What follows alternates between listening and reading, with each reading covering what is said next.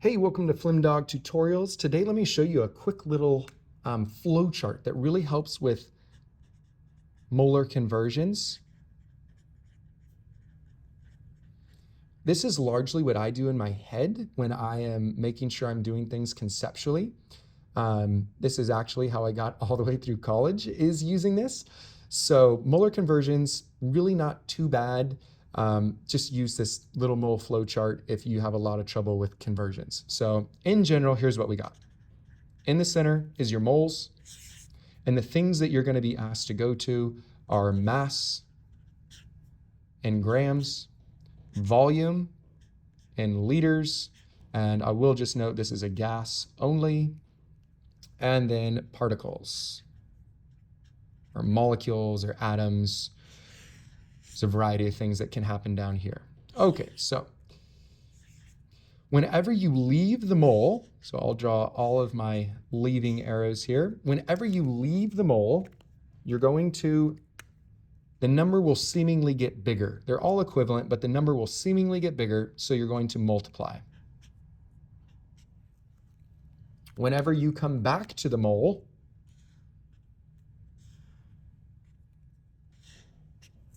the number will seemingly get smaller. So the mole is usually the smallest value you have in the equivalency of all of these.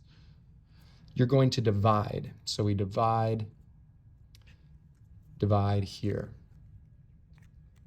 And they all have a conversion factor. The conversion factor that you're going to use is dependent on where you're going. So when you go from mole to mass, your conversion factor is the molar mass.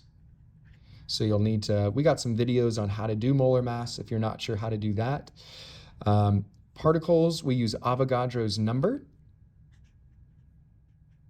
which is 6.02 times 10 to the 23rd. And if you're going to volume, you use 22.4, and that is when you're at STP, standard temperature pressure.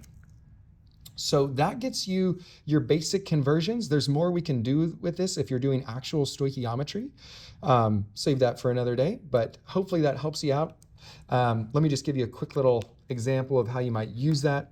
Let's say you were given 5 grams of carbon and you wanted to find out how many particles you had. You would take your 5 grams, which is the circle that I'm in right here.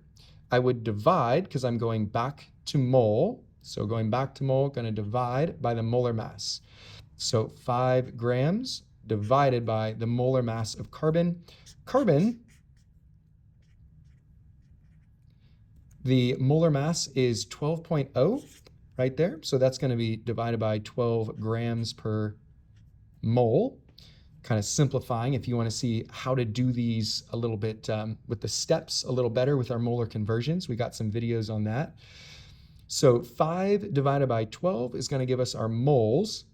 And then you would want to get to particles. So then once you have that number, you're going to multiply this multiplied by Avogadro's number, 6.02 times 10 to the 23rd. And that would give you your number of particles. So 5 divided by molar mass of, here I'll put the numbers in, 5 grams divided by 12 gets us to moles, multiplied by Avogadro's number gets us particles. So 5 divided by 12, that gets us into moles.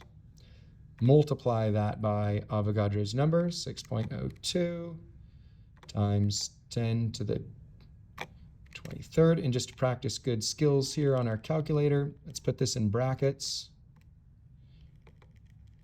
Calculator skills are the best skills. And that gives us 2.5 times 10 to the 23rd. So if you have 5 grams, how many particles of carbon do we have? You got 2.5 times 10 to the 23rd particles of carbon. So you're just using, you just follow that flow chart around. It's nice and conceptual. We can do some more on that later if that's interesting to you, but hopefully that helps you out and gives you a way to double check. It's nice to have ways to double check your work. I'll see you soon. Wonder, oh wonder.